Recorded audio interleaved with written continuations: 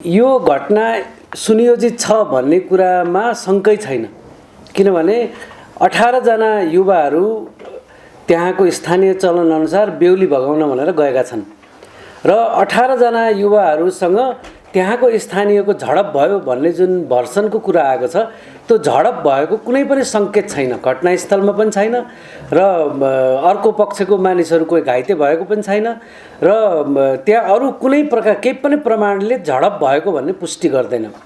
त्यसपछि मानिस युवाहरूलाई लखेड्दै त्यहाँ केही मानिसहरूले लखेड्दै लगेको भन्ने कुरा स्थानीयहरूले पनि देखेका छन्। तर मारिएका युवाहरूलाई कसरी मारियो भन्नेमा परस्पर विरोधी चाहिँ तथ्यहरू सार्वजनिक भएका छन्। कसैले भेरीमा पुगिसकेपछि कुटेर मारेको भनेका छन् भने कसैले माथि नै मारेको भन्ने कुरा पनि आएको छ। त्यो जसरी त्यो तथ्य चाहिँ जसरी भए पनि एउटा कुरा चाहिँ के पक्का छ भने मारिएकाहरू चाहिँ निर्ममतापूर्वक मारिएका छन् भन्ने कुरा एकदम पक्का हो र एकतर्फी रूपमा मारिएका छन् भन्ने कुरा पनि पक्का हो। जसले घेरेको छ उसले घेरेर एकतर्फी रूपमा आक्रमण गरेको छ। यदि खेद्ने मात्रै उद्देश्य हुन्थ्यो भने त्यहाँको भौगोलिक स्थितिको अवलोकन गर्दाखेरि कस्तो देखिन्छ भने केटीको गाउँबाट तल चाहिँ तपाईको मध्य पहाडी लोकमार्ग छ र त्यो लोकमार्गमा झरिसकेपछि लोकमार्गको दायाँ वा बायाँपट्टि जतापट्टि पनि भाग्न सकिन्छ। खेद्ने मात्रै उद्देश्य हो भने भाग्न सकिन्छ र भागेर जाँदाखेरि दायाँ गए पनि धौलाको पुलपट्टिबाट जाजरकोट जान सकिन्छ, अर्कोतिर गए पनि कालेगाउँको पुलपट्टिबाट जाजरकोट जान सकिन्छ। उनीहरू सहजै उम्कन सक्ने अवस्था छ। तर भएको के छ भने छेकिएको छ बाटो, यतापट्टि पनि छेकिएको छ र यतापट्टि पनि छेकिएको छ र उनीहरूलाई कतै जान नसक्ने गरिकन त्यो एकदमै योजना बनाएर नै गरिएको छ। र इन्द्र मल्ल चाहिँ जाजरकोटमा बस्ने मान्छे हो। जाजरकोटमा बस्ने इन्द्र मल्लले चाहिँ नवराज विकको बुवालाई पटक पटक धम्की दिएको देखिन्छ। त्योभन्दा अगाडि पनि मल्ल ठकुरीको सम्धि हुन खोज्या होस् भनेर धम्की दिएको देखिन्छ। र त्यहाँ अर्को पनि एउटा कन्ट्रडिक्सन कस्तो देखिन्छ भने जो चाहिँ नवराज विकको बुवा हुनुहुन्छ उहाँ चाहिँ त्यहाँ मिस्त्रीको काम गर्ने जाला मजदुरी गर्ने वर्गको हुनुहुन्छ। नवराज विक चाहिँ त्यो क्षेत्रको हिरो जस्तो देखिन्छ, किनभने नवराज विकको चाहिँ तपाईको उसले विभिन्न प्रतियोगिताहरूमा जितेका सिल्ड मेडलहरूदेखि लिएर त्यो जो युवाहरू चाहिँ विभिन्न गैर दलित समुदायका युवाहरू पनि उसँग बेहुली भगाउन सँगै जाने भनेर गएको देखिन्छ। त्यसले चाहिँ के देखाउँछ भने ऊ त्यहाँको हिरो जस्तो मान्छे थियो भनेर देखाउँछ। हिरो जस्तो मान्छे भएको हुनाले उसको वरिपरि युवाहरू छन् र ती युवाहरू उसलाई सघाउन चाहन्छन्। यहाँ चाहिँ मारिने मध्ये 2 जना पनि गैर दलित युवा नै छन्। त्यसकारण यो घटना चाहिँ पुरै सुनियोजित तरिकाले पहिल्यै योजना बनाएर बाटो छेकेर सबै प्रकारले छेकेर आज मार्ने नै हो भन्ने हिसाबले तयारी गरेर गरेको देखिन्छ। र त्यसको जडमा चाहिँ जाति व्यवस्था छ भन्ने कुरा हामीले भुल्नुहुन्न, किनभने यो नै मुख्य कारण हो जसले चाहिँ यो घटना घटायो। यो त्यहाँको चाहिँ जसले यो घटनामा आक्रमणमा योजना बनायो अथवा संलग्न भए उनीहरूको चाहिँ हामी उच्च जातको मान्छे हो, हाम्रो उच्च जातको छोरीलाई दलितको छोरोले आँखा लगायो भन्ने खालको दम्भ र यसलाई ठिक पार्नुपर्छ भन्ने खालको त्यो आक्रोश उनीहरूभित्र, त्यो हिंसात्मक आक्रोश जुन देखिन्छ त्यो चाहिँ जात व्यवस्थाले पैदा गरेको कुरा हो भन्ने कुरा हामीले भुल्न नहुने गरी छ यहाँ। अब धेरै राजनीतिक दलहरूले पनि विज्ञप्तिमा यो कुरा उल्लेख गरेका छन्। सुरुमा संसदमा चाहिँ अलिक ढाकछोप गर्दै कुरा गरेको भए पनि विज्ञप्ति निकालेर त्यो रुकुमको चाहिँ रुकुम पश्चिमका सांसद जनार्दन शर्माले पनि आफ्नो वक्तव्यमा चाहिँ यो जाति व्यवस्थाकै कारण हो भनेर उल्लेख गरेको देखिन्छ। कसैले पनि यो जाति व्यवस्थाभन्दा बाहिरबाट भएको घटना हो भनेर भनेको छैन। त्यसकारण यसलाई बिल्कुल भवितव्य हो र जाति व्यवस्थाभन्दा बाहिरको झडप हो भनेर भनियो भने त्यो बिल्कुलै यो घटना नबुझेको ठहरिन्छ। र यसलाई अर्को तरिकाले पनि हामीले के हेर्नुपर्छ भने यो घटनालाई हामीले अर्को घटनासम्म जाने बाटो बनाउने कि अर्को यस्तै घटनातिर नजाने रूपमा चाहिँ यो घटनालाई हामीले एउटा भनौँ न एउटा बिन्दुको रूपमा निर्धारण गर्ने त भन्ने कुरा चाहिँ हाम्रो भूमिकामा भर पर्ने देखिन्छ। किनभने अब यसलाई हामीले जाति व्यवस्थाको कारणले घटेको घटना छ, त्यो जाति व्यवस्थाको हिंसात्मक चरित्र देशैभरि छ। अहिले पनि तपाईँले शम्भु सदाको कुरा सुन्नु भएको छ। उता तपाईँको रूपन्देहीमा चाहिँ अङ्गिरा पासीलाई बलात्कार गरेर मारिएको छ। यस्ता घटनाहरू दर्जनौँ छन् र त्यो सँगसँगै हत्या मात्रै हिंसा होइन नि त, होइन। दैनन्दिन जीवनमा तपाईँको विभेदका घटनाहरू घर घरमा भइरहेछन्, टोल टोलमा भइरहेछन्। त्यसले चाहिँ कहीँ न कहीँ त्यो हिंसात्मक चरित्र हाम्रो समाजभित्र जोगाएर राखिरहेको छ। यो कुरालाई राजनीतिक दलहरूले, न्याय दिने मानिसहरूले, अदालतले, सबैले, नागरिक समाजले, पत्रकारहरूले, सबैले चाहिँ यसलाई ठिक ढङ्गले यसको अन्तर्वस्तुलाई बुझिएन भने र एउटा हिंसात्मक घटनाको रूपमा मात्र यसलाई व्याख्या गर्न खोजियो भने यस्ता घटनाहरू भविष्यमा पनि हुन सक्ने जुन अन्तर्वस्तु हाम्रो समाजमा छ त्यो अन्तर्वस्तु चिन्न र त्यसको उपचार गर्न मद्दत गर्दैन र यस्ता थप घटनाहरू तपाईँको भविष्यमा पनि हुने बाटो मात्रै खोलेर राख्छ त्यसले। त्यसकारण अब रुकुममा धेरैजनाले भन्नुभयो, हामीलाई त्यहाँको चौरजारीको मेयरले पनि भन्नुभयो यहाँ चाहिँ त्यही गाउँमा सोते गाउँमा नै धेरै अन्तर्जातीय बिहाहरू भएका छन् भनेर भन्नुभयो। त्यो कुरा सत्य हो, त्यहाँ अन्तर्जातीय बिहाहरू भएका छन्, अन्तर्जातीय विवाह देशभरि भएका छन्। तर अन्तर्जातीय विवाहहरू जति भएका छन्, अन्तर्जातीय विवाह गर्नेहरूले अथवा अन्तर्जातीय प्रेम गर्नेहरूले भोगेको हिंसाको स्केल त्योभन्दा धेरै माथि छ। जसले अन्तर्जातीय विवाह गरेका छन् उनीहरूले पनि परिवारभित्र समाजभित्र खपिरहेको विभेदको स्केल पनि ठुलो छ। त्यो स्केल चाहिँ यो घटनामा ठुलो हिंसात्मक रूपमा पैदा भयो। त्यस्तै गरिकन अरू घटनामा पनि हिंसात्मक रूपमा पैदा भइरहेको छ। यदि यसको उपचार हामी गर्न चाहन्छौँ भने राजनीतिक दलहरूले साङ्गठनिक रूपमा र वैचारिक रूपमा नै यसलाई मुख्य वैचारिक एजेन्डा बनाउनु पर्छ। एउटा चाहिँ आरक्षणको एजेन्डा मात्रै बनाएर पुग्दैन, वैचारिक एजेन्डा बनाउनु पर्छ र त्यसै गरी न्याय निरूपण गर्ने अदालतले पनि यसलाई त्यही ढङ्गले हेर्नुपर्छ। त्यसरी हेरिएन भने अहिले कस्तो देखिन्छ भन्दाखेरि हामीले त्यहाँ पनि अध्ययनको क्रममा देखिसकेको कुरा के थियो भन्दा तपाईँको सबको चाहिँ मुचुल्का गर्ने क्रममा नै गडबडी गरिसकेको छ पुलिसले भनेर हामीलाई त्यहाँ स्थानीयले र सब झिक्ने मानिसहरूले भनिसकेका थिए। त्यस्तै गरेर तपाईँको चाहिँ त्यहाँ अधिकारको आन्दोलन गरिरहेका दलित आन्दोलनकर्मीहरू लगायत अरू अधिकार कर्मीहरू जो आन्दोलनमा छन् उनीहरूले पनि पटक पटक भनिरहेको कुरा थियो। र पोस्टमार्टम रिपोर्टमा गडबडी छ भनेर पोस्टमार्टम रिपोर्ट त सार्वजनिक गरिएको थिएन। तर हामीले विशेष सूत्रबाट पोस्टमार्टम रिपोर्ट चाहिँ यसलाई भवितव्य साबित गर्नको लागि तयार गरिएको छ भन्ने कुरा हामीले थाहा पाइसकेका थियौँ। र त्यो कसले गरिरहेछ त्यो सब भन्दाखेरि यसको पछाडि किन गरिँदैछ भन्ने कारणहरू विभिन्न छन्। तर कसले गरिरहेछ भन्ने कुरामा चाहिँ सिधा भन्न सकिने कुरा के देखियो त्यहाँ भने राजनीतिक दबावले यो कुरा भइरहेछ भन्ने कुरा देखियो।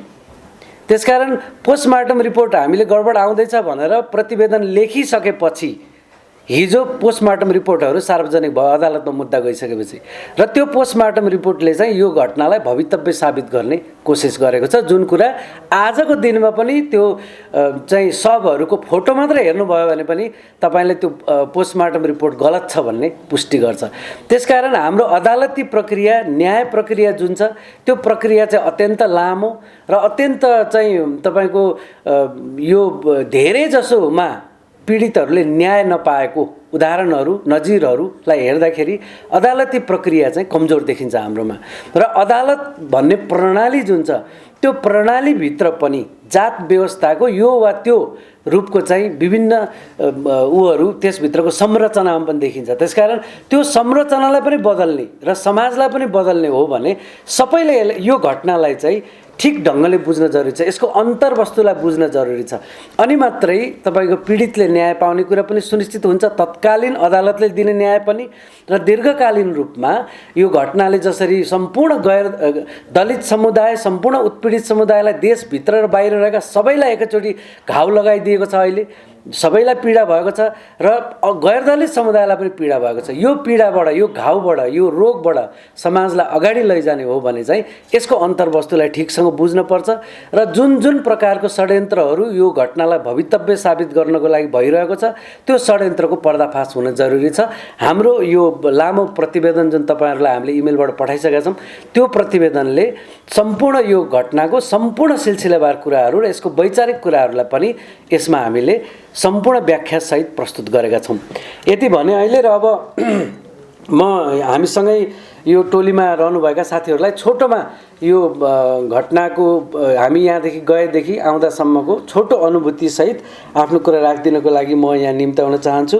राम नेपाली जी हुनुहुन्छ अधिकारकर्मी, उहाँलाई म यहाँ निम्त्याउँछु। तपाईँको त्यो जाँदाखेरि प्रहरीले अनि त्यहाँ स्थानीय प्रशासन अनि जनप्रतिनिधिहरूले कतिको कोअपरेट गर्यो, के गर्यो त्यसमा चाहिँ? क्वेसन एन्सर सेसन त एकछिनपछि हामीले राख्ने भनेका छौँ। तपाईँ सोधिहाल्नु भयो, यसको चाहिँ म जवाब दिइहाल्छु। अब यस्तो छ, अब जस्तै यहाँ हामीले प्रतिवेदनमा पनि उल्लेख गरेका छौँ, भेरी नगरपालिका जाजरकोट, चौरजारी नगरपालिका रुकुमको बिचमा एक प्रकारको तपाईँको शीत युद्ध जस्तो देखिन्छ। भेरी नगरपालिकाको मेयर चन्द्रप्रकाश घरती मगर चाहिँ यो सुनियोजित हत्याकाण्ड हो, यसको चाहिँ छानबिनमा चाहिँ ठिक ढङ्गले काम नभइरहेकोमा शङ्का व्यक्त गर्नुहुन्छ। यता चौरजारी नगरपालिकाका मेयर विशाल शर्मा जो हुनुहुन्छ, उहाँ चाहिँ स्पष्ट कुरा केही पनि गर्नुहुन्न, उहाँ एकदम कुरा घुमाएर गर्नुहुन्छ। उहाँले हामीलाई प्रेमको बारेमा अनि दलित गैर दलित विवाहको बारेमा लामो लेक्चर दिनुभयो, तर स्पष्ट कुरा गर्न चाहनु भएन। उहाँले चाहिँ छानबिन हुँदैछ, छानबिनले गर्छ मात्रै भन्नुभयो।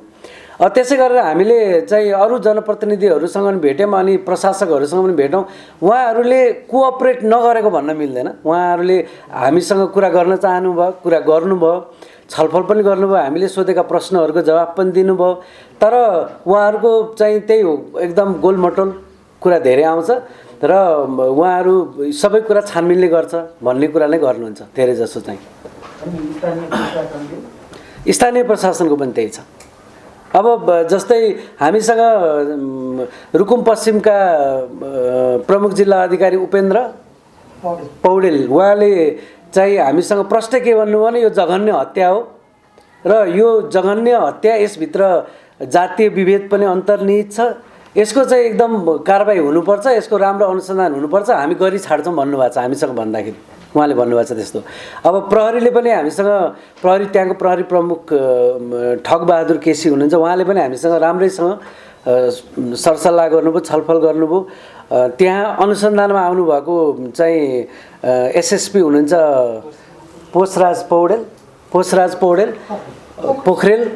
पोखरेल, उहाँले पनि हामीसँग चाहिँ राम्रैसँग छलफल गर्नुभयो। तर उहाँहरूको त्यही हो, अनुसन्धानको क्रममा भएको हुनाले सबै कुरा भन्न मिल्दैन भन्ने थियो। सरकारी वकिलहरूले पनि हामीसँग छलफल गर्नुभयो, तर कयौँ कुराहरू जो उहाँहरूले भन्न चाहिरहनु भएको थिएन, त्यो कुरा हामीले अरू स्रोतबाट चाहिँ पत्ता लगाइसकेका थियौँ। तर त्यही कुरा फेरि अहिले सार्वजनिक हुँदा साँचो पनि साबित भएको छ। अब म राम नेपालीजीलाई छोटोमा मित्रहरू, उपस्थित सम्पूर्ण साथीहरू नमस्ते। कुराहरू आइसकेको नै छ हैन, म एकदमै छोटकरीमा। हामी 22 गते यहाँबाट प्रस्थान गऱ्यौँ, घटना 10 गते बेलुका घटेको छ र हामी 22 गते यहाँबाट प्रस्थान गर्दै गर्दा हामी 23 गते दिउँसो चाहिँ हामी जाजरकोट भेरी नगरपालिका पुगेका छौँ। त्यति बेलासम्म एउटा स्थिति तरङ्गको चाहिँ उत्कर्षमा गइसकेको छ र हामी त्यहाँ पुगिरहँदाखेरिमा जाजरकोट भेरी नगरपालिकापट्टि पीडित पक्षहरू, उहाँहरू चाहिँ आफ्नो आक्रोश, आफ्नो पीडा, आफ्नो चाहिँ नि आफूप्रति भएको चाहिँ क्रूर हत्याको बारेमा चाहिँ कसरी चाहिँ त्यो वेदना पोख्ने, त्यो विवरण कसरी पोख्ने, कसलाई पोख्ने, अथवा चाहिँ जतिभन्दा जति बढीभन्दा बढी चाहिँ अब मान्छेहरू अथवा चाहिँ यस्तो सम्बन्धित निकायमा चाहिँ हाम्रो कुराहरू पुर्याउन उनीहरू आतुर देखिन्छ भने उतापट्टि रुकुमपट्टि चौरजारी सानो सोती गाउँ पट्टि चाहिँ त्यति बेलासम्म चाहिँ 25 जना अभियुक्तहरू चाहिँ गिरफ्तार भइसकेको अवस्था हुन्छ। त्यहाँ गाउँमा एक खालको चाहिँ बोल्न सक्ने मान्छेहरू त्यहाँ हुँदैनन् र खालि केही बुढापाका र केही चाहिँ बालबालिकाहरू त्यहाँ हुन्छन्, महिलाहरू हुन्छन्। उहाँहरू एक थाले त मिडिया फेस गर्न नसक्ने, बाहिरको मान्छेहरूसँग फेस गर्न नसक्ने अवस्था हो भने अर्को चाहिँ त्यहाँ एक खालले चाहिँ त्यहाँ भनौँ न त्यहाँ मान्छेहरूलाई चाहिँ यो गर यसरी भन्ने खालको चाहिँ त्यहाँ योजनाबद्ध रूपमा चाहिँ मान्छेहरूलाई चाहिँ गाइड गरेको जस्तो पनि बुझिन्छ। त्यस कारणले गर्दाखेरिमा हामी पीडित पक्ष भेरी नगरपालिकापट्टिको चाहिँ पीडकहरू र मृतकहरूको अभिभावकहरूबाट चाहिँ हामीले धेरैभन्दा धेरै इन्फर्मेसनहरू पाउँछौँ भने उतापट्टिको चाहिँ रुकुम साइडपट्टिको चाहिँ इन्फर्मेसनहरू हामी अलि कम पाउँछौँ। र त्यो हुँदाहुँदै पनि फेरि अघि यहाँ साथीले पनि अब क्वेसन गर्नुभयो कि हामीले भेट्न चाहेको स्रोतहरू हामीले मोटामोटी रूपमा सबैसँग भेट्यौँ। त्यो चाहिँ हामीलाई हाम्रो चाहिँ एउटा अध्ययनको चाहिँ सबल पक्ष रह्यो र त्यो विवरण यहाँ आइसकेको छ र त्यसको विवरणहरू यहाँ प्रष्ट पनि पारिसकिएको छ। र खास गरी हामीले यसलाई अध्ययन गर्न खोजेको मूल कुराहरू चाहिँ यो बहसमा उठेको यो दलित भएको कारणले जातीय हिंसा हो कि होइन, अर्को चाहिँ यो योजनाबद्ध नरसंहार हो कि होइन भन्ने कुरा जुन हामीले पनि फाइन्ड आउट गर्ने खोजेको कुरा हो। त्यो कुराहरू चाहिँ जातीय हिंसा अथवा जातीय अन्तर्सम्बन्ध जातीय शक्ति सन्तुलन अथवा जाति दलितले गैर दलितलाई बिहा गर्न खोजेको कारणले नै यो योजना पनि बन्न पुगेको छ हैन। नत्र भए यो योजना बनाइरहनु पर्ने, हत्याको योजना बनाइरहनु पर्ने जरुरी पनि हुँदैन। त्यो भएको हुनाले यो दुईटै अन्तर सम्बन्धित भएर आएको छ र जातीय कारणले हो भन्ने कुरा चाहिँ यो प्रष्टै छ कि अब नवराज विक जो अब उसले यदि पहिला चाहिँ अब थर जात ढाँटिसकेको अवस्था हो भने पनि ऊ चाहिँ एउटा पब्लिक फिगर बनिसकेको छ। सुषमा मल्लको आफन्त पर्ने सोती गाउँकै इन्द्र मल्ल चाहिँ नि भेरी नगरपालिकामा स्थायी बसोबास गरेर व्यापार व्यवसाय गरेको छ। नवराज विक र त्यो टोलमा भएका दलितहरू चाहिँ उसले चाहिँ काम लगाउने हैन, त्यहाँ चाहिँ सबै उनीहरूले चाहिँ एउटा प्रभावमा राखिरहेको चाहिँ अवस्था देखिन्छ। र घटनाक्रममा के अरे चाहिँ जसरी सुषमा र चाहिँ नवराजको चाहिँ सम्बन्ध स्थापित भएपछि उनीहरू चाहिँ घरमै आएर बस्ने, नवराजको घरमा पनि 2 पटक 3 पटक आएर बस्ने, सुषमाको भाइ समेत चाहिँ के अरे नवराजको घरमा आएर बस्ने र नवराज पनि अब कुनै सन्दर्भ के अरे फेस्टिभल मेला हेर्ने न्यू पारेर कुनै सन्दर्भ र अन्तिम सन्दर्भ चाहिँ सुषमा मल्लको भाइलाई नवराजको घरमा आएर बसेको र उसलाई चाहिँ पुर्याउन जाँदाखेरि चाहिँ सुषमाको घरमा सुषमाको आमा त्यसपछि केही मान्छेहरू र त्यहाँको वडा अध्यक्ष सहितले चाहिँ त्यहाँ चाहिँ उसलाई चाहिँ त्यति बेला पनि चाहिँ दुर्व्यवहार गरेको छ, कुटपिट गरेको छ। र त्यति बेला चाहिँ मलाई लाग्छ मैले यहाँ भन्न खोजेको र जोड गर्न खोजेको चाहिँ त्यति बेला नै सुषमा र नवराजलाई छुटाउनको लागि उनीहरूले आन्तरिक रूपमा उनीहरूलाई चाहिँ दबाब थ्रेट त्यति बेलै दिइसकिएको छ। तिमीहरूले आइन्दा यो तिमीहरूको चाहिँ अन्तर्जातीय सम्बन्ध प्रेम सम्बन्ध चाहिँ तिमीहरूले तोड भनेर उनीहरूलाई त्यहाँ बेसरी त्यहाँ थुरेको छ, झपारिएको छ, त्यहाँ थ्रेट पनि गरिएको छ, त्यो बुझिन्छ। र पछि चाहिँ पुलिस चौकीमा पठाएर त्यसलाई चाहिँ एउटा औपचारिक रूपमा लकडाउनको बेलामा आएको मान्छेहरू यहाँ समातिएको अनि त्यसपछि नवराजको आमालाई बोलाएर बुझाइएको यो विवरण चाहिँ त्यहाँ नाटक गरिन्छ। तर वास्तविक रूपमा उनीहरू समातेर कुटेर पिटेर त्यसपछि चाहिँ उनीहरूलाई हकारेर हैन थ्रेट गरेर त्यसपछि चाहिँ नि उनीहरूलाई चाहिँ छुटाउने प्रबन्ध त्यहाँबाट सुरु हुन्छ। अब त्यसपछि चाहिँ अब सुषमालाई पनि अब भेटघाट गराउन नदिने, सुषमालाई पनि आफ्नो चाहिँ खालले चाहिँ त्यो सम्बन्ध तोड्नको लागि ओरिएन्टेसन गर्ने र नवराजको परिवारपट्टि पनि नवराजका आमा नवराजको बाबुहरूले अब यो सम्बन्धले चाहिँ एउटा दुर्घटना निम्ति आउँछ भन्ने उनीहरूले आकलन गरिसकेपछि नवराजलाई चाहिँ त्यो सम्बन्ध तोड्दा राम्रो हुन्छ भन्ने आशयका चाहिँ कुराहरू गरेको हुन्छ। नवराजलाई एक खालले चाहिँ त्यहाँ बाहिर नजान चाहिँ एउटा प्रतिबन्ध जस्तो पनि परिवार लगाएको हुन्छ। र नवराजको आमा नवराजको बुवाहरूले त्यहाँको स्थानीय जनप्रतिनिधि त्यहाँ एकजना चाहिँ हाम्रो राष्ट्रिय त्यही के अरे चाहिँ जाजरकोटको सङ्घीय राष्ट्रिय सभाको सांसद भैरव सुन्दर श्रेष्ठ लगायतसँग चाहिँ परामर्श पनि गरेको हुन्छ। मेरो छोराले चाहिँ अब मल्ल थरको उपल्लो जातको केटीसँग चाहिँ यसरी प्रेम सम्बन्ध गाँसेको रहेछ, यसलाई चाहिँ के गर्ने होला भन्ने खालको चाहिँ परामर्श पनि गरेको देखिन्छ। यसरी चाहिँ त्यो जातीय नै हो। अब नवराजपट्टि पनि हामी सानो जात भएको हुनाले हामी त्यो सम्बन्धमा चाहिँ अगाडि बढ्नु हुँदैन भन्ने जस्तो चाहिँ भेटिन्छ। उतापट्टि चाहिँ अब विश्वकर्मासँग चाहिँ यो रिलेसन चाहिँ कुनै पनि हालतमा चाहिँ तोडिदिनुपर्छ, त्यसलाई भत्काइदिनुपर्छ भन्ने चाहिँ उनीहरूको मानसिकता डेभलप भएको हुन्छ। यही सेरोफेरोमा चाहिँ घटनाक्रम बिल्डअप भएको हुन्छ। र हामी टिकाराम सुनारको घरमा पुग्दाखेरि 18 वर्षको बच्ची विधवाको भेषमा बच्चा पनि छ हैन, अनि सञ्जु विकको पनि श्रीमती त्यस्तै करिब 20 वर्षको हो गरे। उहाँको पनि त्यो चाहिँ एकदमै दर्दनाक दृश्य थियो। र त्यो संवेदनशीलता जुन चाहिँ त्यहाँको जनप्रतिनिधिहरूले देखाउनु पर्ने हो, किनभने यो एउटा घटनामा को जित्ने र को हार्ने भन्ने कुरा नै होइन। यो एउटा हत्याको घटनामा हत्याराहरूले सजाय पाउने कुरा सुनिश्चित हुनु पर्यो, त्यो एउटा कुरा भयो। अर्को महत्त्वपूर्ण कुरा चाहिँ सँगसँगै यो जुन विचार, जुन व्यवस्था, जुन समाज, जुन राज्य सत्ताको चरित्र, जे चिजले यो घटना घट्ने अवस्था बन्यो त्यो कुराको उपचार खोजिनुपर्छ। र त्यसमा चाहिँ त्यहाँको स्थानीय जनप्रतिनिधि हुन् या त्यहाँबाट प्रतिनिधित्व गर्ने केन्द्रमा आएका मन्त्री, प्रतिनिधि सभाका सदस्यहरू हुन्, उहाँहरू सबैको र सरकारको, राज्यको, गृहमन्त्रीको भनाइहरू तपाईँले सुन्नुभयो, उहाँहरू सबैको चाहिँ यसमा संवेदनशील भूमिकाको अपेक्षा गर्नुपर्ने हुन्छ। तर त्यो नपाउनु चाहिँ दुःखद कुरा छ। म अब सङ्गीतजीलाई बोलाउँछु।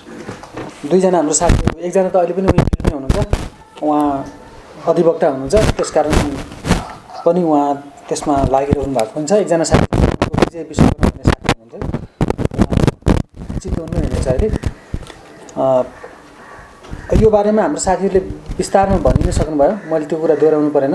र हामीले भेटाएको जति पनि तथ्यहरू फेला पारेका छौँ त्यो तथ्यहरू प्रतिवेदनमा छ। तपाईँहरूले एकचोटि त्यो प्रतिवेदन राम्रोसँग पढिदिनु होला र जति पनि पत्रकार साथीहरू हुनुहुन्छ उहाँहरूले पनि त्यो प्रतिवेदनमा भएको मर्म र त्यहाँ हामीले भेटाएका तथ्यहरूलाई चाहिँ सार्वजनिक गर्न तपाईँहरूले पनि भूमिका खेलिदिनु हुनेछ भन्ने हाम्रो विश्वास छ।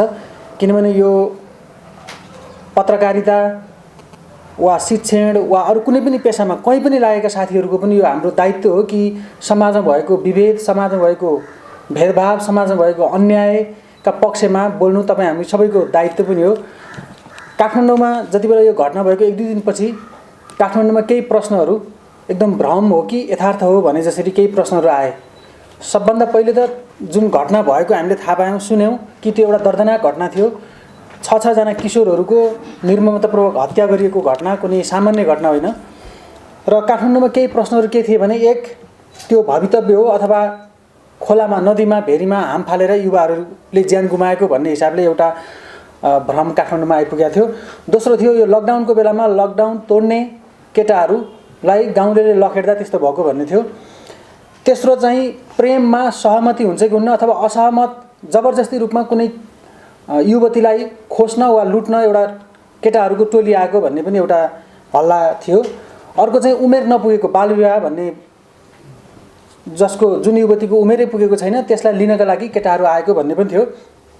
र त्यो सँगसँगै एउटा उद्दण्ड केटाहरू हुलुज्जत गर्नलाई आएका जो चाहिँ लागु पदार्थ पनि सेवन गर्थे भन्नेसम्मको कुरा यहाँ पनि आएको थियो। र त्यो रुकुमहरूमा पनि त्यो व्यापक रूपमा त्यसलाई प्रचार गरिएको थियो।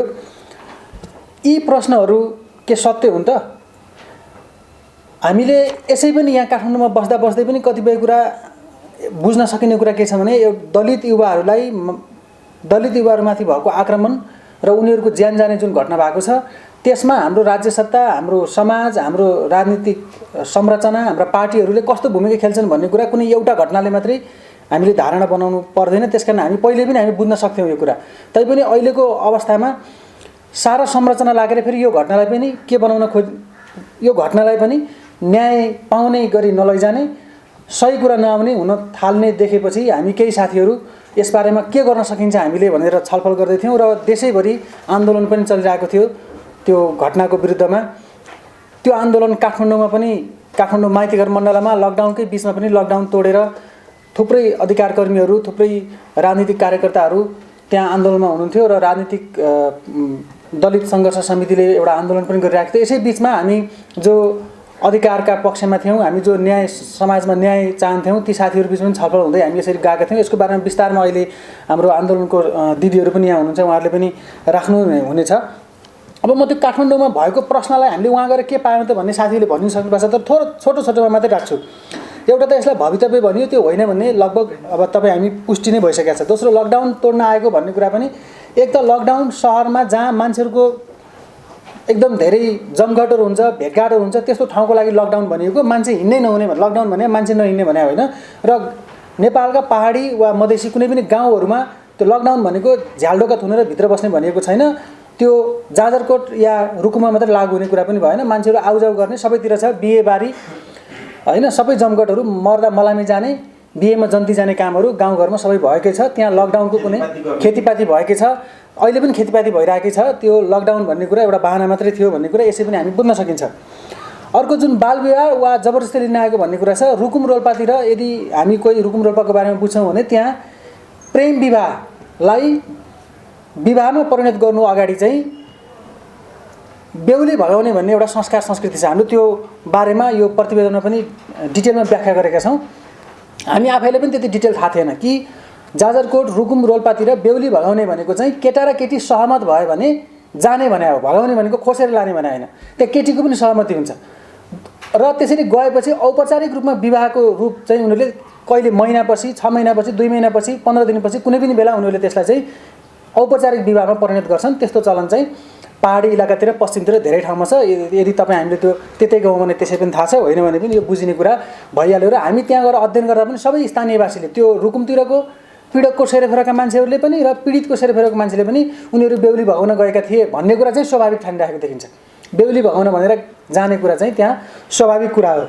र अर्को बाल विवाहको कुरा अघि यहाँ साथीहरूले पनि भन्नुभयो, अधिकांश सहमतिमा हुने विवाहहरूमा उमेरको कुनै गरिँदैन। त्यहाँ हामीले भेटेका पीडित परिवारभित्र पनि अहिले जो विधवा हुनुहुन्छ 2 जना, अघि यहाँ सुषमाजीले पनि भन्नुभयो 18 वर्षको बहिनीहरू सेतो कपडा लाएर अहिले विधवाको भेषमा बसिरहेका हामीले भेट्यौँ, जसको बच्चा 2 वर्षको छ।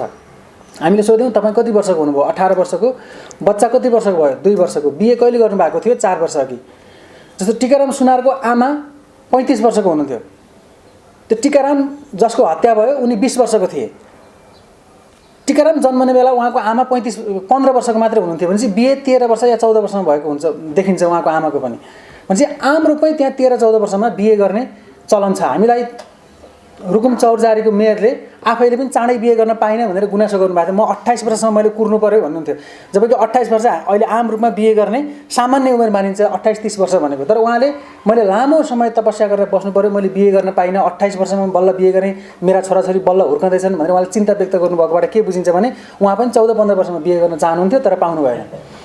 भनेपछि त्यहाँ त्यो बाल विवाह भन्ने कुरा छैन। सबै आम रूपमा सहमति भएपछि 12-14 वर्षको उमेरको भाइ बहिनीहरूले सबैले बिहे गरेकै पाइन्छ, त्यो पनि होइन रहेछ भन्ने कुरा पुष्टि नै भइसक्यो। र जुन हाम फालेर भेरीमा भन्दा साथ हाम्रो दिमागमा के भने ठुलो भिड छ अनि माथिबाट हाम फाले भने, तर त्यहाँ त्यस्तो थिएन। त्यहाँ त्यसलाई बेसी गैरीजिउला भन्दो रहेछ, गैरीजिउला भन्दो रहेछ, बेसी पनि भन्दो रहेछ र औल पनि भन्दो रहेछ त्यहाँको भाषामा। औल भनेको बेसी।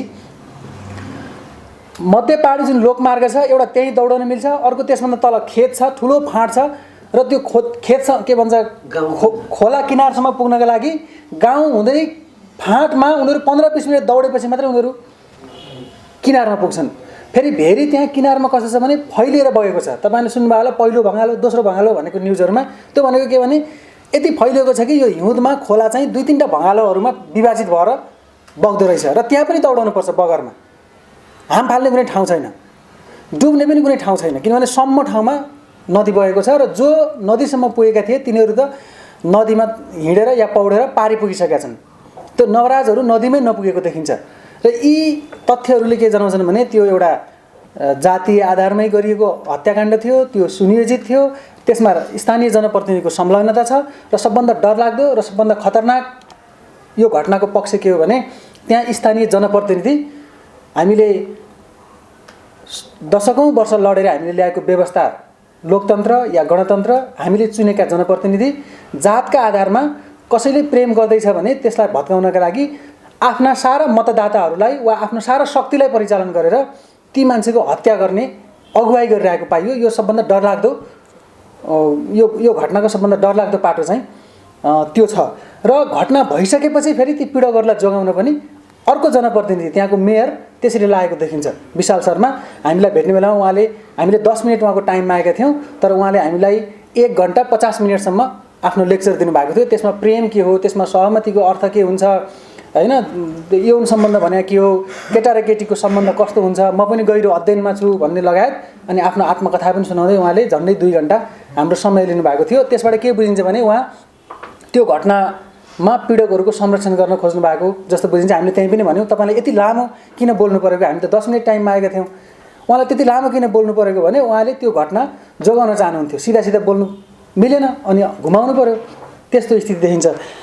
अब यसरी हेर्दा यो हामीलाई लाग्ने अझ अर्को गम्भीर कुरा के छ भने हामी आजको यो लोकतान्त्रिक युगमा, यो गणतान्त्रिक युगमा आइपुगेका छौँ र पनि आज पनि मान्छे बिच जातका आधारमा यो हदको नृशंस हत्याकाण्ड हुनु भनेको तपाईँ हाम्रो लागि पनि लाज लाग्दो, हामी सबैका लागि लाज लाग्दो विषय हो। यो दलितहरूको मात्रै विषय होइन। अहिले झट्ट हेर्दा आन्दोलनमा दलित अधिकार माग्नेमा दलितहरू मात्रै हिँड्नुपर्ने जस्तो स्थिति देखिएको छ। यो पनि एकदम दुःख लाग्दो पाटो हो भन्ने लाग्छ। भलै एउटा पङ्क्ति जो प्रगतिशील पङ्क्ति छ त्यो आन्दोलनमा सँगै छ, देशव्यापी रूपमा सँगै छ। जाजरकोटमा पनि त्यहाँको सङ्घर्ष समितिको नेतृत्वमा गैर दलितहरूले नै नेतृत्व गरेर त्यो जाजरकोटको सङ्घर्ष समिति बनेको हामीले पायौँ। काठमाडौँमा पनि एउटा पङ्क्ति सडकमै आइपुगेको छ। यति हुँदाहुँदै पनि राजनैतिक पार्टीभित्र चाहिँ अहिले पनि जो दलित सङ्गठनमा छन् वा जो दलित समुदायबाट आएको नेता वा कार्यकर्ताहरू हो उनीहरूले मात्रै यो विषय उठाउनु पर्ने स्थिति भनेको एकदम दुःखलाग्दो विषय हो। यो सबैको विषय हो। यो दलितको मुक्तिको मात्रै विषय होइन, हाम्रो समाजको मुक्तिको विषय हो भने हामी सबै मानवको मुक्तिको विषय हो। त्यसकारण हरेक राजनीतिक पार्टीले, हामीले यो यसमा सुझाव पनि राखेका छौँ, हरेक राजनीतिक पार्टीले आफ्नो सबै पार्टी संरचनालाई र आफ्ना सबै भातृ सङ्गठनहरूलाई यो विषयमा परिचालन गरेन भने यो स्थिति रहिरहेको छ। विद्यार्थी सङ्गठन के का लागि, सांस्कृतिक सङ्गठनहरू के का लागि, युवा सङ्गठनहरू के का लागि?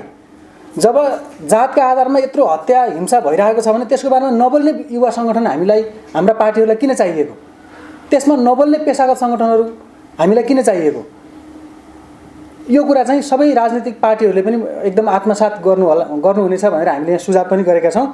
यति भन्दै मैले अलि लामो पनि भयो, हामी यसलाई छोटाउन पनि चाहन्छौँ र अन्त्यमा हामी त्यहाँ पुगेर यो जुन सत्य तथ्य ल्याउन कोसिस गऱ्यौँ त्यसका लागि दलित मुक्ति आन्दोलनमा लाग्नुभएका अगुवाहरू र जुन राजनीतिक दलित सङ्घर्ष समिति छ त्यसले एकदम ठुलो भूमिका निर्वाह गरेको छ। उहाँहरूले नै यो सबैतिरबाट ल है हामीले त्यही सत्य तथ्य ल्याउनका लागि एउटा स्वतन्त्र टिम त्यहाँ जाँदैछ भनेर आह्वान पनि गर्नुभयो र हामी अरू साथीहरू नै प्रयत्न गऱ्यौँ, कोसिस गऱ्यौँ। अधिकारकर्मी साथीहरू, लेखक साथीहरू, पत्रकार साथीहरू, यो हाम्रो पनि ड्युटी हो भनेर हामी पनि जान कोसिस गऱ्यौँ र यो लकडाउन भन्ने जुन स्थिति छ कोरोना भाइरसको त्यसले एउटा हामीलाई पनि एउटा त्रासको बिचमा राखेको छ। त्यसै बिचमा पनि हामी त्यहाँ गएर हामीले यो लिएर आएका छौँ। यसलाई चाहिँ आन्दोलनको पुँजीका रूपमा आन्दोलनले पनि ग्रहण गर्नेछ र सबै नागरिकहरूले पनि यसलाई चाहिँ आत्मसात गर्नुहुनेछ भन्ने हाम्रो अपेक्षा छ। यति भन्दै म आफ्नो कुरा टुङ्ग्याउँछु। धन्यवाद। सबैलाई नमस्कार। म सुषमा बराली, हिमाल खबर पत्रिकामा लेख्छु। सोती घटनाको विवरण हामी प्रत्यक्ष बुझ्नको लागि चाहिँ यो टिमसँग जान पाएँ र मैले यहाँ मिडियाबाट जति थाहा पाएको थिएँ धेरै अझ थाहा पाउने मौका पाएँ। अगाडिको हाम्रो सरहरूले भनिसक्नु भएको छ र प्रेस रिलिज र हामीले निकालेको प्रतिवेदनमा पनि सबै कुराहरू उल्लेख गरिसकेको छ। त्यसमा पनि मलाई लागेको चाहिँ यो अन्तर्जातीय विवाहको कारणले नै यो घटना घटेको भन्नेमा त दुई मात्रै छैन। तपाईँ जब जाजरकोट र रुकुम पुग्नुहुन्छ त्यसपछि त्यहाँको ढुङ्गा माटो, त्यहाँ बगेको भेरी नदीले पनि त्यो नियोजित योजना तय बनाइएको त्यो हत्या नै हो भन्ने कुरामा कुनै दुई मात्रै छैन। अर्को कुरा, जसरी केटाहरू चाहिँ हाम फाले भेरीमा भनिएको छ त्यो कुरा चाहिँ त्यति सहजै हाम फाल्ने ठाउँ छैन भनेको। त्यहाँ कान्ना बारी बगर हुँदै डुगुरेर चाहिँ भेरीसम्म पुग्नुपर्ने हुन्छ र त्यहाँका भेरीमा त्यही जाजरकोट रुकुममा हुर्केका जो छन् मृतक र बचेकाहरू चाहिँ मजाले भेरीमा पौडिन सक्ने, बाढी आएको समयमा पनि सक्ने र त्यो खालको एउटा स्विमिङको चाहिँ राम्रो दक्ष भएकाहरू चाहिँ कसरी डुबेर मर्ने भन्ने कुरा पनि त्यसबाट चाहिँ प्रश्न हुन्छ। र अर्को कुरा चाहिँ मैले धेरैले चाहिँ हामीले पीडितको पक्षबाट कुरा गरिराख्दा चाहिँ सुषमा मल्ल पनि खासमा पीडित नै हो, जसलाई चाहिँ अब अहिले उसको उमेर, उसलाई राखिएको अहिले हिजो मात्रै नेपालगञ्जमा सारियो होइन, त्यो उसको चाहिँ मानसिक र शारीरिक रूपमा उसलाई लागेको कुरा र उसको स्वास्थ्यको विषयमा जसरी अब कतिको सत्य यथार्थ भनेर उसको प्रेग्नेन्टको कुराहरू पनि मैले बुझ्नको लागि त्यहाँको इन्सपेक्टर सरसँग रिक्वेस्ट गर्दा उहाँले होइन सबै एकदम राम्रो हुनुहुन्छ, फिट एन्ड फाइन हुनुहुन्छ र अर्को कुरा कोरोना पनि हामीले टेस्ट गरेका छौँ भनेर भन्नुभयो। भनेको मलाई भेट्नको लागि चाहिँ उहाँले नभेट्ने भन्ने हिसाबले चाहिँ त्यो इग्नोर गर्नुभयो, नत्र उहाँसँग पनि कुरा गरेर थप कुरा सुषमाको साइडबाट पनि ल्याउने कुरा थियो। अर्को कुरा चाहिँ त्यो गाउँमा यसरी लकडाउनको समयमा यसरी गयो भन्ने कुरा नै अब त्यहाँ किनभने यताबाट आएको टिमले पनि लकडाउन उल्लङ्घन गरेको भन्ने कुरा त त्यो फेरि भन्नुपर्ने भएन। तर त्यहाँ एकदम विचित्र दृश्य त्यसमा चाहिँ कुन अवस्था भयो भन्दा 18 वर्षको बच्चीहरू चाहिँ सेतो पहिरनमा विधवा भएर बसेको जुन क्रूर हाम्रो समाजको एउटा पितृसत्ताको कुरा पनि त्यहाँ प्रष्ट देख्दाखेरि चाहिँ टिकाराम सुनारको श्रीमती सन्जु विकको श्रीमतीलाई देख्दाखेरि पनि अब के त भनेको 14 वर्षमा बिहे गरेर 18 वर्षमा विधवा हुनुपर्ने र यही समाजले नै गराएको, अब त्यसमाथि चाहिँ कसले के गर्ने भन्ने विषय पनि अर्को बहस हुन सक्छ जस्तो लाग्छ मलाई। अर्को 2 वर्षको बच्चाहरू छ, उनीहरूको भविष्य होइन। अनि आमासँग प्रत्यक्ष कुरा गर्दाखेरि चाहिँ लोकेन्द्र सुनारको आमाले चाहिँ मेरो छोराको यौनाङ्ग समेत काटिएर मारिएको छ भन्दाखेरि त्यो आमाले त्यो फोटो हेरेर त्यो शब्द भन्न सक्नु भनेको उनीहरूले कसरी त्यो आँट ल्यायो होला। होइन भनेको यहाँ यति क्रूर र यति हिंसात्मक तरिकाले त्यसरी सायदै मैले सुनेको र प्रत्यक्ष देखेको पहिलो माओवादी आन्दोलनभन्दा पछाडिको समयमा यो नै पहिलो होला, जसले गर्दा चाहिँ जो कोहीलाई पनि यो यस्तो खालको प्रवृत्ति छ कि जसले सजिलै हिजोको बयानहरू पनि सबैले फलोअप गर्नुभएको होला। त्यो बयानमा उल्लेख गरिएको र पोस्टमार्टमको रिपोर्ट हेर्दाखेरि हामी अघि पनि भन्नुभयो सरले, हामी जसरी यहाँबाट जाँदै थियौँ र त्यहाँ हामीले जसलाई भेट्ने र त्यो बाहेक अन्य स्रोतहरूबाट पाएको इन्फर्मेसनले हिजोको पोस्टमार्टमले क्लियर गरिदिइसक्यो। उहाँहरूले पेट के अरे भेरीमा डुबेकै भन्ने खालको एउटा त्यो कुनै पनि सन्दर्भमा मिल्नै सक्दैन। खोलामा बगेर चोटपटक लागेको भनेको दाँत खसेको छ, टाउको तपाईँको पुरै गर्दन होइन घुमाउन मिल्ने अवस्था, त्यस्तो खालको विक्षिप्त शवहरूमा गरेको पोस्टमार्टम चाहिँ सामान्य भेरीमा डुबेर गरिएको भन्नु कतिसम्मको एउटा संवेदनाहीन कुरा हो। र अर्को कुरा चाहिँ मेयर साहब जो विशाल शर्मा सर हुनुहुन्छ, उहाँलाई चाहिँ यत्रो घटना भयो र कसैको छोरा कसैको भविष्य त्यसरी मारियो भन्ने कुरामा अलिकति पनि खेद नभएको कुरा, जुन एकदमै उहाँले त्यस विषयलाई प्रेमको कुरामा होइन मैले पनि आफ्नो प्रेम कथा भनेर आफ्नो पर्सनल स्टोरी टेलिङ गरेर चाहिँ समय नष्ट गर्नुभएको कुरामा चाहिँ एउटा मानवीय संवेदना पनि नष्ट भएको भन्ने उहाँलाई देख्दाखेरि चाहिँ त्यस्तो महसुस हुन्छ। बाँकी कुरा भनेको चाहिँ एउटा युवाहरूलाई त्यसरी मार्नुमा त्यहाँ दलितको कुरा मात्रै छैन, यो चाहिँ मानवताबाट बाहिर गएर मानव हुनुभन्दा दानवीयता देखाइएको छ। अब अझै पनि जति पनि मुद्दा दायर भएका छन्, अब अघि मात्रै पनि न्युज हेर्दाखेरि चाहिँ आदेश दिइने छैन, होइन कि मृत्यु सजाय गरिने सुनाइने भनेको त्यो हल्का रूपमा अझै पनि कति धेरै यस्तो यो घटनालाई चाहिँ संवेदना यो घटना चाहिँ गलत हो भनेर प्रखर रूपमा चाहिँ आइसकेको छैन। बाँकी अब हाम्रो प्रतिवेदन हामीले यहाँ लेखिएका फ्याक्ट फाइन्डिङहरूबाट पनि यहाँहरूले प्रष्ट हुन सक्नुहुन्छ। अब मैले यति नै राखेँ। परिवार र पीडित परिवार र जो विशेष गरी जो 18-20 वर्षको नानीहरू छन् जसले भर्खरै भविष्यमा केही गर्ने भन्दाखेरि त्यो समाजकै एउटा प्रचलनले चाहिँ उनीहरूले आफूलाई विवाह गरे र अहिले विधवा घोषित गरेर बस्नु परेको छ, त्यतातिर पनि हामीले सोच्नुपर्ने कुरा हुन्छ होला। अरू चाहिँ हुन्छ बाँकी प्रतिवेदनबाट। Thank you. यो समाजलाई यो जुन रोगले गाँसेको छ यो रोगबाट निको पार्नुपर्छ भनेर लडिरहने सबैको पक्षबाट हामीलाई चाहिँ उहाँहरूले पैसा उठाएर होइन गाडीहरूको व्यवस्था गरेर अन्त पनि अब चितवनमा पनि त्यहाँ अधिकारको क्षेत्रमा काम गरिरहेका साथीहरूले हामीलाई खाने बस्ने व्यवस्था गरेर अन्त पनि रुकुममा पनि होइन सबैतिर त्यसरी सघाउनु भएको छ उहाँहरूको तर्फबाट। र यो हाम्रो खास गरिकन दलित आन्दोलनकर्मीको रूपमा र हाम्रो यो उसलाई चाहिँ मुख्य रूपमा यहाँ काठमाडौँमा बसेर व्यवस्थापन गर्नुहुने आन्दोलनकारीहरू पनि एक प्रकारको अध्येता पनि हुनुहुन्छ, उहाँहरू अधिकार कर्मी पनि हुनुहुन्छ, उहाँहरू दुईजना हुनुहुन्छ। म सबभन्दा पहिला धनकुमारी सुनारलाई यहाँ आफ्नो छोटो मन्तव्यको लागि निम्ता गर्छु।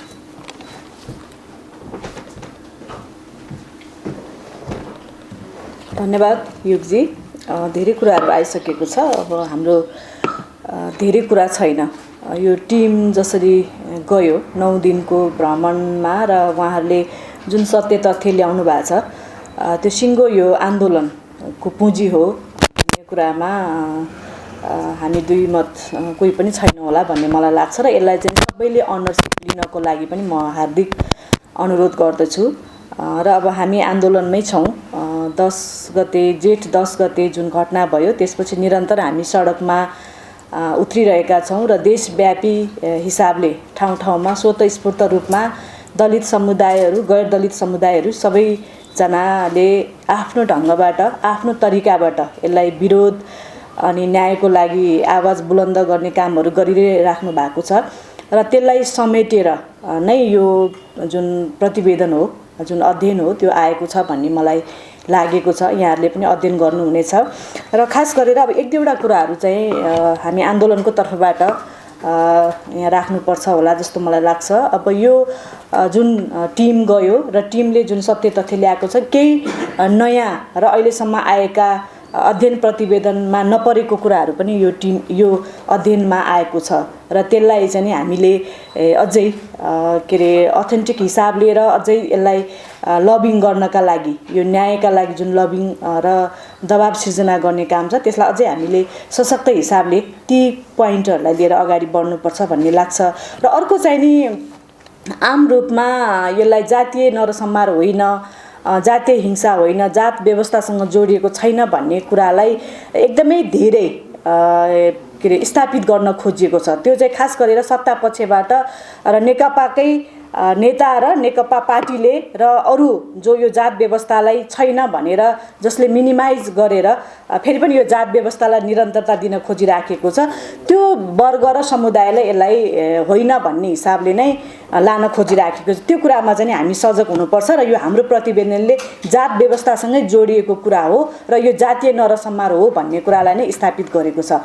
र अरू पनि मैले हेरेँ, जस्तो अहिले बिचमा चाहिँ 10-12वटा जति टिम त्यहाँ गइसकेको छ, 5-6वटा त के अरे प्रतिवेदनहरू सार्वजनिक भइसकेकै छ।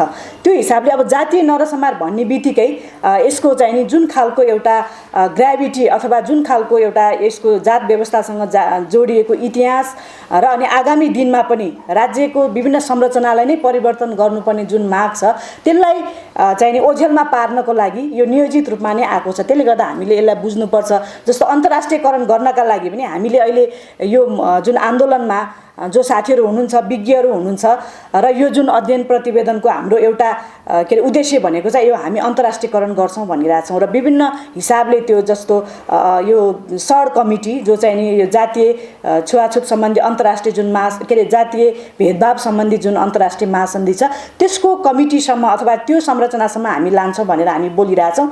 अब त्यो कुराहरूलाई पनि यसले रोक्छ। त्यसले गर्दाखेरि यो जातीय नरसंहार नै हो भन्ने एङ्गलबाट नै हामीले चाहिँ हामी सङ्घर्षमा छौँ र यो प्रतिवेदनले पनि त्यही वेबाट ल्याएको छ। र अर्को अब राजनीतिकीकरण गरियो भन्ने कुरा त त्यो प्रष्टै छ, त्यो संसदमा पनि देखिएको छ। त्यसै गरेर अब ओडाको जनप्रतिनिधि र नेकपाकै नेताको खुद के अरे प्लानमा होइन आयोजना के अरे योजनामा सबै घटनाहरू घटेको छ। त्यसै गरेर अब त्यहाँको विशाल शर्मा जो मेयर हुनुहुन्छ उहाँले जुन द्वैत खालको चरित्र देखाइराख्नु भएको छ, त्यो लगायत अब नेकपाकै अब प्रचण्डले चाहिँ 32 गते मात्रै यो घटनामा चाहिँ छानबिन राम्रोसँग हुनुपर्छ र अनि अपराधमा संलग्नहरूलाई कडा कारबाही गर्नुपर्छ भनेर 32 गते मात्रै के अरे 22 दिन पछाडि मात्रै उहाँको मुखबाट यो कुराहरू आएको छ भनेपछि नेकपाले 11-12 दिनपछि मात्रै बोल्यो भनेपछि त यो त एकदमै नियोजित हिसाबले उहाँहरूले यसलाई एकदमै नर्मलाइज गर्ने, सामान्यकृत गरेर यसबाट मुक्ति पाउने कुराहरू चाहिँ नि उहाँले गरिराख्नु भएको छ। त्यो चाहिँ किनभने भने यो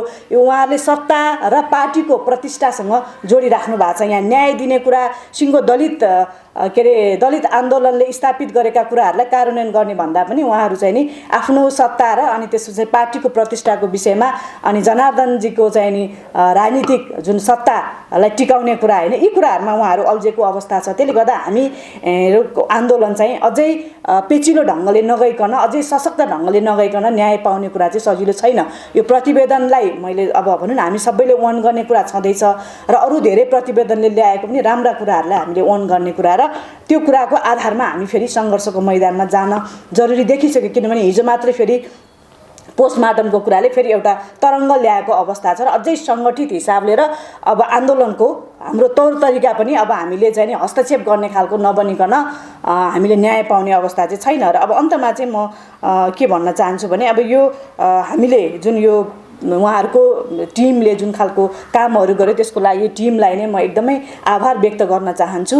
र अब उहाँहरूले ल्याएको यो दस्तावेजलाई हामीले चाहिँ नि कानुनी उपचारको लागि, मानव अधिकार संरक्षणका लागि र आगामी दिनमा राज्यलाई संरचनागत परिवर्तन गर्नका लागि राज्यको जुन जुन निकायमा जुन खालको ल्याप्सेसहरू छ त्यो कानुन हिसाबले, संवैधानिक हिसाबले होइन हामी त संविधानमा नै संशोधन गर्नुपर्छ भन्ने हिसाबले जाँदैछौँ र एकमुष्ट हिसाबले शम्भु सदाको कुरा छ, अङ्गिरा पासीको कुरा छ, एकमुष्ट हिसाबले जस्तो के अरे अजित बिजारको कुरा छ 4 वर्षदेखि चाहिँ नि लास हामीले के अरे टिचिङ अस्पतालमा राखेर त्यो लासले चाहिँ न्याय मागिराखेको अवस्था छ भनेपछि अब यो आन्दोलनले यसलाई ओन गरेर हामी समग्रमा चाहिँ नि के अरे किस्तामा होइन कि हामी चाहिँ नि अब थोकमा नै यो न्यायको प्रक्रियालाई हामी अगाडि बढाउँछौँ। फेरि पनि पत्रकार साथीहरूलाई र अनि यो टिमलाई म धन्यवाद दिँदै मेरो आफ्नो भनाइहरू यहाँ टुङ्ग्याउन चाहन्छु। धन्यवाद।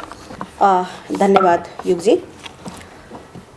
यो रुकुम हत्याकाण्डको विरुद्धमा भइरहेको यो आन्दोलन र अनि त्यसपछि यो हत्याकाण्ड को छानबिन टोलीबाट तयार गरेको प्रतिवेदन सार्वजनिक यस कार्यक्रममा उपस्थित भएका पत्रकार बन्धुहरू र यो टिमका मित्रहरू र सँगसँगै यहाँ उपस्थित हुने साथीहरू, सर्वप्रथम त म यो छानबिन टिमलाई चाहिँ म यो आन्दोलनको तर्फबाट विशेष धन्यवाद दिन चाहन्छु। किनभने यस्तो प्रतिकूल परिस्थितिमा पनि हाम्रो अनुरोधलाई उहाँहरूले स्वीकार गरेर त्यहाँसम्म पुगेर धेरै सङ्घर्ष गरेर यो प्रतिवेदन चाहिँ ल्याउनु भएको छ र त्यो प्रतिवेदनले चाहिँ हाम्रो आन्दोलनलाई चाहिँ एउटा फरक किसिमले अगाडि बढाउनलाई मद्दत गर्छ भन्ने कुरामा चाहिँ हामी पूर्ण विश्वस्त छौँ र त्यसको लागि चाहिँ म उहाँहरूलाई विशेष धन्यवाद दिन चाहन्छु। र अब हुन त यहाँ धेरै प्रतिवेदनहरू अब आएका छन् होइन, अब 6-7वटा त अहिले सार्वजनिक नै भइसकेका छन्। तर यो प्रतिवेदन किन त भन्ने कुरा पनि यहाँ प्रश्न उठ्ला। अघि न युगजीले पनि अलिकति त भनिसक्नु भएको छ। तर अब हामीले आन्दोलनको तर्फबाट चाहिँ यो प्रतिवेदन चाहिँ बनाउनुपर्छ, के अरे सार्वजनिक गर्नुपर्छ। यो प्रतिवेदन चाहिँ हामीले बनायो भने भोलि गएर आन्दोलनलाई पनि कसरी चाहिँ कुन दिशामा लिएर जाँदाखेरि हामीले आन्दोलनलाई सशक्त र प्रभावकारी बनाउन सकिन्छ भन्ने एउटा चाहिँ दिशानिर्देशन गर्नको लागि पनि एउटा आधार तयार होस् भनेर हामीले यो प्रतिवेदन चाहिँ टिम चाहिँ हामीले त्यहाँ पठाएका थियौँ। र यो प्रतिवेदन तयार गर्नको लागि जुन हामीले टिम त्यहाँ पठाएका छौँ, त्यो टिम वास्तवमा चाहिँ हामीले अब एकदमै हामी आफै नै लागेर स्रोत साधन जुटाएर यही स्थानीय स्तरमै पनि जो चाहिँ अब यो जातीय विभेद एउटा मानवता विरोधी एउटा परम्परा हो, प्रथा हो होइन, यसको अन्त्य गर्नुपर्छ भन्ने खालका चाहिँ सोच भएका एउटा प्रगतिशील होइन परिवर्तनकारी व्यक्तित्वहरूको साथ सहयोग, त्यस्तै प्रकारले चाहिँ हाम्रा अन्तर्राष्ट्रिय स्तरमा जुन क्रियाशील हाम्रा समुदायका साथीभाइहरू हुनुहुन्छ उहाँहरू सबैको सानो सानो सहयोग हामीले जुटाएर यो प्रतिवेदन टिम के अरे यो छानबिन टिमलाई चाहिँ हामीले रुकुम र जाजरकोट हामीले पठाएका थियौँ। त्यसले गर्दाखेरि ती सहयोगी हातहरू जसले साँच्चै नै चाहिँ यो आन्दोलनलाई चाहिँ अगाडि बढाउनुपर्छ, यो अन्याय विरुद्ध चाहिँ अब हामी सबै मिलेर यसको अन्त्य गर्नुपर्छ भन्ने किसिमको जुन सोच भएका एउटा मानवतावादी चेतना र चिन्तन भएका चाहिँ मित्रहरूलाई म आन्दोलनको तर्फबाट विशेष हार्दिक धन्यवाद चाहिँ दिन चाहन्छु। किन भन्दा यो जातीय समस्या भन्ने कुरा चाहिँ केवल दलितको मात्रै समस्या होइन, यो सिङ्गो राष्ट्रको र सिङ्गो चाहिँ यो जे जति पनि यो चाहिँ यो हिन्दू वर्णाश्रम व्यवस्थाभित्र बाँच्न विवश जुन हामी मान्छेहरू छौँ जसलाई चाहिँ जातमा विभाजन गरिएको छ, वास्तवमा चाहिँ त्यो जातीय समस्याले चाहिँ दलितलाई मात्रै होइन एउटा बाहुन अथवा क्षेत्रीलाई अथवा चाहिँ के अरे अन्य समुदायलाई जनजातिलाई समेत चाहिँ यसले चाहिँ पिरोलेको छ। किन भन्दाखेरि यो संरचना जुन निर्माण गरियो त्यो संरचनाको कारणले गर्दाखेरि चाहिँ आज समाज चाहिँ छिन्न भिन्न भएको छ, नेपाली समाज नै ध्वस्त भएको छ। जुन एउटा नेपाली समाज एउटा सबै हामी नेपाली हौँ भनेर बाँच्नुपर्ने बेलामा चाहिँ हामी कोही बाहुन, कोही क्षेत्री, कोही चाहिँ दलित, कोही चाहिँ जनजाति भएर चाहिँ जुन किसिमले एउटा बाँच्ने एउटा वातावरण चाहिँ यो हिन्दू वर्णाश्रम व्यवस्थाले चाहिँ निर्माण गरिदियो। आज त्यही कारणले गर्दाखेरि नै चाहिँ यो खालका चाहिँ निर्सम घटनाहरू घटिरहेका छन्, जुन चाहिँ एउटा चाहिँ हामी साँच्चै नै चाहिँ एउटा मानव भएर बाँच्न चाहने र मानवतावादी सोच भएको मान्छेहरूको लागि चाहिँ एउटा लज्जास्पद कुरा हो। यो केवल चाहिँ यो दलितको लागि मात्रै पीडा होइन। त्यो कारणले गर्दाखेरि चाहिँ ती व्यक्तिहरूको पनि साथ र सहयोग चाहिँ हामीलाई आवश्यक छ र हामीले त्यो साथ र सहयोग हामीले पाइरहेका छौँ। भले यो चाहिँ सङ्ख्या न्यून छ, थाहा छ हामीलाई न्यून छ, तर पनि हामीलाई आशा छ आगामी दिनमा अझै यो चाहिँ बढ्दै जानेछ भन्ने कुरामा चाहिँ मैले विश्वास राखेको छु। र अब यो जुन प्रतिवेदन छ त्यो प्रतिवेदनलाई हामीले अब आगामी दिनमा अब हामीले हाम्रो तरिकाले चाहिँ यसलाई चाहिँ हामीले अब बाहिर लिएर आउँछौँ र यसबाट चाहिँ हामीले चाहिँ आन्दोलनलाई एउटा फरक किसिमको दिशा दिने चाहिँ हामीले चाहिँ प्रयास चाहिँ हामी गर्छौँ भन्ने कुरामा चाहिँ हामीले त्यो रूपमा हामीले सोचिराखेका छौँ। किन भन्दाखेरि अब अहिले देखिहाल्यो राजनीतिक रूपमा मात्रै यो आन्दोलन अगाडि बढेर होइन पार्टीगत रूपमा मात्रै हामी चाहिँ आन्दोलनमा चाहिँ सीमित भयौँ भने यो आन्दोलन चाहिँ कहीँ पनि हामीलाई लैजान्न भन्ने कुरा चाहिँ हामीलाई विश्वस्त भइसकेका छौँ हामी। किन भन्दाखेरि अब जो 10 वर्ष जनयुद्ध गरेर नेपालको जातीय समस्या, नेपालको लैङ्गिक समस्या, क्षेत्रीय समस्या, जे जति पनि समस्या छ त्यो सबै समस्या चाहिँ जनयुद्धले समाप्त गर्छ र त्यसपछि अब यो वर्गीय मुक्तिको लडाइँ सकिसकेपछि र हामी समतामूलक समाज निर्माण गर्छौँ भन्ने किसिमको चाहिँ एउटा चिन्तन बोकेर एउटा विचार दर्शन लिएर चाहिँ हिँडेको पार्टीबाट समेत यस्ता किसिमका चाहिँ निर्सम एउटा घृणित लज्जास्पद चाहिँ कामहरू हुन्छन् भने अब यो समुदायले कहाँ न्याय खोज्ने त भन्ने पनि यहाँ चाहिँ हामीले सवाल चाहिँ हामीले चाहिँ उठाउनु पर्ने हामीले जरुरी छ। त्यही कारणले गर्दाखेरि पनि अब चाहिँ पृथक किसिमको आन्दोलन चाहिँ आवश्यकता छ भन्ने कुरा हामीले महसुस गरिसकेका छौँ र अब हामी चाहिँ अब जुनसुकै अब कुनै पनि राजनीतिक पार्टीसँग चाहिँ आबद्ध भएर भन्दा पनि राजनीतिक रूपमा भन्दा पनि चाहिँ अब यसलाई चाहिँ एउटा शक्ति सञ्चयको रूपमा र अनि त्यसपछि चाहिँ एउटा सङ्गठित आन्दोलनको रूपमा चाहिँ एउटा दलित आन्दोलन चाहिँ अगाडि बढाउन सक्यौँ भने मात्रै चाहिँ हामी चाहिँ अगाडि बढ्न सक्छौँ। होइन भने चाहिँ हामी चाहिँ फेरि पनि चाहिँ यस्तै प्रकारले चाहिँ विभाजित भएर अब पार्टीले चाहिँ कुनै यस्ता किसिमका चाहिँ आपराधिक घटना घट्यो भने त्यहाँभित्र बस्ने त्यो समुदायका मान्छेहरूले समेत त्यो आपराधिक घटनालाई चाहिँ ढाकछोप गरेर त्यही चाहिँ अपराधीहरूलाई चाहिँ साथ र सहयोग दिएर अहिले चाहिँ त्यो घटनाको चाहिँ अब पूर्ण रूपमा होइन तोडमोड गर्नको लागि चाहिँ अब एउटा सहयोगीको भूमिका चाहिँ खेलिरहेको चाहिँ अवस्था चाहिँ हामीले देखिराखेका छौँ। यो नेकपाको मात्रै कुरा होइन कि चाहिँ हामीले भोलि काङ्ग्रेसको मान्छेले यो घटना घटायो भने किन म आफै पनि भोगिरहेको छु क्या। कपिल श्रेष्ठको जुन 2003 को चाहिँ घटना छ त्यो घटनामा मैले के अरे काङ्ग्रेसको मान्छेहरूसँग चाहिँ मैले गएर अनुरोध गरेँ मैले यो मान्छे अपराधी हो, यसले चाहिँ अन्याय गरेको छ, एउटा दलित महिलामाथिलाई विदेशमा लगेर चाहिँ बलात्कार गरेको छ, त्यो कारणले गर्दाखेरि तपाईँहरूले चाहिँ मलाई चाहिँ न्यायको लागि चाहिँ सहयोग गर्नुहोस् भनेर भन्दाखेरि चाहिँ त्यो महिला नै बेस्या हो, त्यो महिला नै खराब हो। कपिल श्रेष्ठ राम्रो मान्छे हो, ऊ त एकदम यत्रो मानव अधिकारको लागि यत्रो परिवर्तनको लागि लडेको मान्छे भन्ने चाहिँ त्यसरी चाहिँ ढाकछोप गर्ने प्रवृत्ति चाहिँ यो समाजमा चाहिँ देखिएको छ। त्यसले गर्दाखेरि चाहिँ अब हामीले चाहिँ एउटा फरक किसिमको पृथक किसिमको चाहिँ आन्दोलन चाहिँ अब सँगसँगै चाहिँ लिएर जानुपर्छ भन्ने कुरामा चाहिँ हामीलाई चाहिँ अब त्यो रूपमा चाहिँ हामीले लागिराखेका छ र त्यो रूपमा चाहिँ हामी जान्छौँ भन्ने पनि हामीले चाहिँ तयारी चाहिँ हामीले गरिराखेका छौँ। अब आगामी दिनमा चाहिँ अब यो हत्या हिंसाका घटनाहरू चाहिँ निरन्तर रूपमा यो घटिरहनेछन्। किन भन्दाखेरि अब राज्य नै यस्ता किसिमका चाहिँ घटनाहरूलाई चाहिँ संरक्षण गर्नको लागि चाहिँ पक्ष पोषण गर्नको लागि चाहिँ ऊ चाहिँ उद्धत भएर लागिसकेपछि अब यो घटना चाहिँ घट्नेवाला छैन। यो चाहिँ यस्ता किसिमका निर्सम घटनाहरू चाहिँ अब चाहिँ के अरे अब न्यूनीकरण हुने भन्दा पनि अझै वृद्धि हुने चाहिँ सम्भावना छ। त्यसले गर्दाखेरि चाहिँ अब हामीले शक्ति सञ्चय गर्न सकेनौँ, हामी सङ्गठित हुन सकेनौँ भने चाहिँ 40-50 लाख 60 लाख चाहिँ हामी भनेर भन्छौँ दलितहरू, तर चाहिँ त्यो चाहिँ केवल भिडभन्दा बढी चाहिँ के पनि हुँदैन भन्ने कुरामा चाहिँ मैले चाहिँ त्यो रूपमा चाहिँ मैले मेरो आफ्नो ठम्माइ छ र मेरो आफ्नो चाहिँ त्यो दृष्टिकोण छ। त्यो कारणले गर्दा आगामी दिनमा चाहिँ अब हामीले एउटा फरक किसिमको चाहिँ आन्दोलनको तयारी गरौँ भन्ने र यहाँहरू सबैको साथ र सहयोग। किन भन्दाखेरि यो कलङ्क भन्ने कुरा चाहिँ यो हरेक, किन भन्दाखेरि भोलि अब एउटा के अरे गैर दलित चाहिँ एउटा पुरुष अथवा महिला भोलि अन्तर्जातीय विवाह गर्न चाह्यो, जो चाहिँ अलिकति ऊ चाहिँ परिवर्तनलाई चाहिँ ऊ गर्छ होइन, स्वीकार छ, अलिकति चाहिँ प्रगतिशील सोचको छ, उसलाई पनि समस्या हुनेवाला छ क्या होइन। त्यसले गर्दाखेरि अब यो समस्यालाई चाहिँ हामी सबै मिलेर चाहिँ समाधान गर्न सकेनौँ र हाम्रो चाहिँ जो हामी पीडित हौँ त्यो पीडितको आन्दोलनमा हामीलाई साथ र सहयोग भएन भने भोलिका दिनमा चाहिँ यो किसिमको चाहिँ घटनाले चाहिँ उनीहरूलाई समेत ठुलो क्षति अहिले देखिहाल्यो नि त नि होइन। भले यो घटनालाई चाहिँ अहिले चाहिँ अब के अरे अब ढाकछोप गर्नको लागि धेरै प्रयासहरू गरिएको छ, तर क्षति त उनीहरूले पनि भोगिराखेका छ नि त नि। आज चाहिँ अब के अरे मैले सुनेको थिएँ एकजना बङ्गलादेशमा मेडिकल पढ्ने भाइ अहिले चाहिँ जेल नबस्नु परिरहेछ भनेपछि अब अब कति बस्ला, 1.5 वर्ष 2 वर्ष बस्ला, तर उसको चाहिँ त भविष्य त अब त सिद्धियो नि त होइन। त्यो कारणले गर्दाखेरि तपाईँ हामीले चाहिँ सबैले यी कुराहरूलाई अलिकति आत्मसात गरेर गम्भीरतापूर्वक मनन गरेर हामी अगाडि बढ्यौँ भने समय लाग्ला तर चाहिँ परिवर्तन चाहिँ हुन्छ। तर संरचनामै हामीले हिट गर्नुपर्छ। वर्णाश्रम व्यवस्थालाई चाहिँ हामीले हिट गर्न सकेनौँ।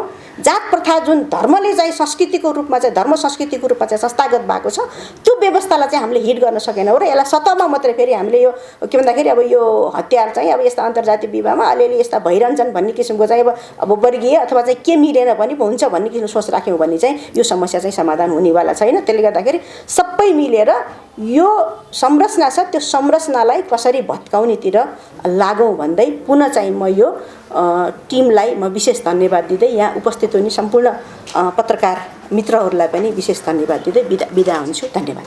सबै पत्रकार मित्रहरू र यहाँ हाम्रो freepress.com-बाट प्रत्यक्ष पनि हेरिरहनुभएका सम्पूर्ण महानुभावहरूलाई म हाम्रो टोलीको तर्फबाट धन्यवाद दिन चाहन्छु।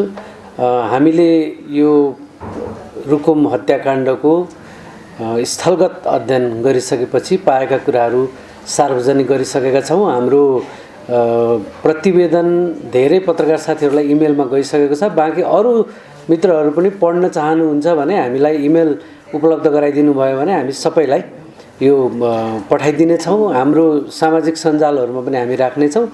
यो प्रतिवेदन मार्फत हामीले यो समाजमा घटिरहेको एउटा घटनाको मात्रै कुरा गर्न खोजेका छैनौँ।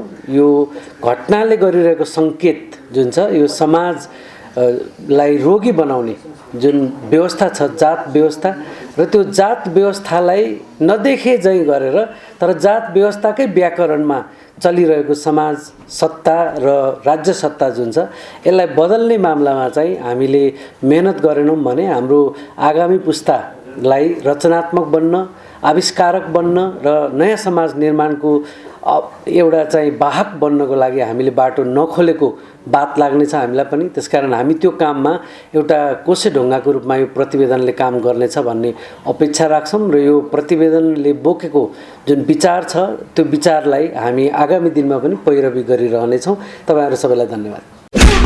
नेपाली गीत सङ्गीत र स्रष्टा अनि ती भित्रका अनेकौं नालीबेली अब एकै ठाउँमा अनलाइन संगीतसरोवर.com। एकचोटि त हेर्नुहोस् संगीतसरोवर.com।